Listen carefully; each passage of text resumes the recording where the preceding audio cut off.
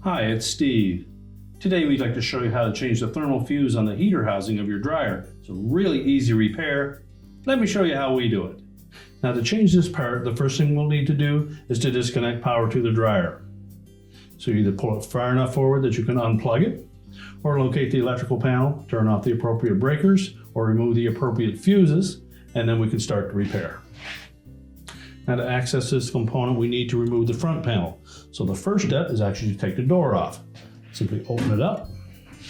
And on the hinges, there are single screws that go through and mount to the cabinet. We'll need to remove those. Typically a number 2 posi-drive screw, but a number 2 Phillips will work as well.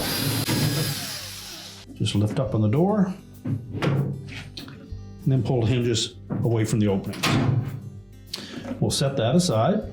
Now opposite the hinge side, there are 2 more screws that secure that front panel. So we need to remove those along with the little spacers. Then we'll just flex the top of that front panel from the inside edge where the door would fit. Just pry those outward.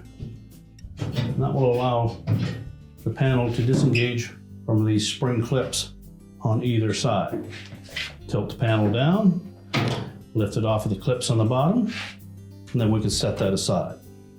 Now to access that thermal fuse, you can reach in between the drum and the heater housing to change that part, but it's probably easier to remove the screws that secure the housing to the base of the dryer and to the back wall and pull it out far enough that we can change the part easier.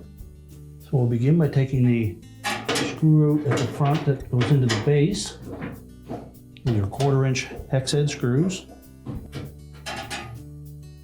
And then the one that secures that heater housing to the inlet duct assembly at the back.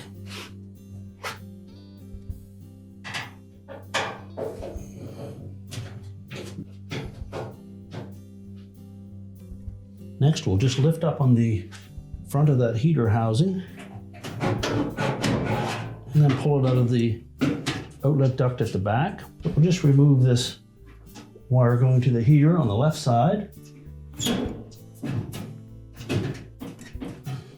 If it's on there quite snug, just take a flat blade screwdriver and gently pry it. We don't want to damage the porcelain insulator. Now we can pull that whole housing straight out and change the part. Next, we'll remove the 2 wires on the existing thermal fuse.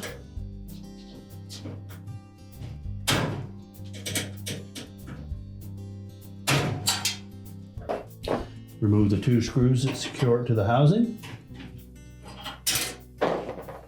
We'll lift off the old thermal fuse and discard it.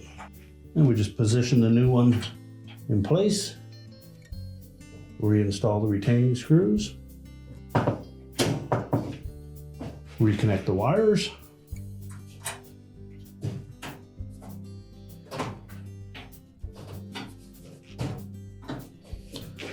Make sure they fit on nice and secure. And then we'll push that heater housing back into place and reconnect the 1 heater wire on the left side.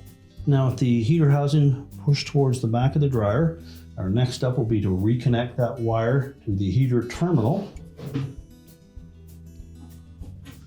Make sure that it goes on nice and snug.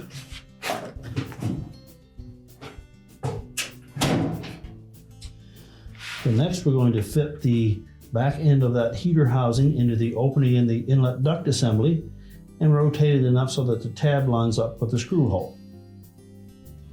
Now with that screw hole lined up, we'll install that retaining screw first.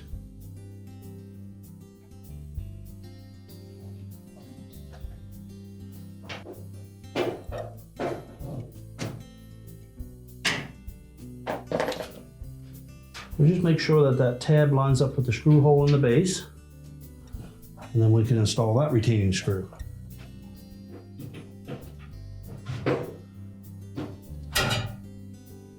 And now we're ready to put the front panel and the door back on. Now when reinstalling the front panel, we want to make sure that we line up those slotted openings on the bottom with the 2 tabs on the base of the dryer. And when we tilt it up into place, we need to line up these little narrow slots on either side with the little bent tabs located on the cabinet. So position it on the base first, tilt it up into place, and this is where you'll need to flex the top of that front panel to engage that hook.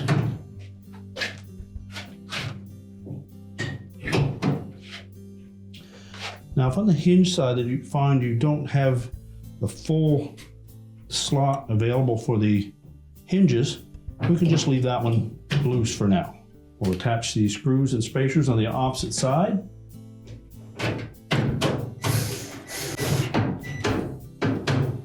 And then we'll position the door hinges into those slots, and then we'll reconnect the top of that front panel.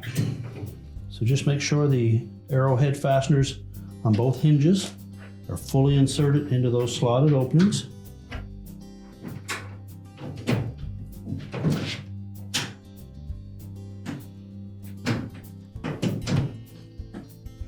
With both hinges fully inserted, you can allow that to drop down so the arrowhead fasteners engage, and while supporting that door, we'll then hook that front panel into that clip. Now, once that's flush, we'll open that door up again and we'll install the hinge screws.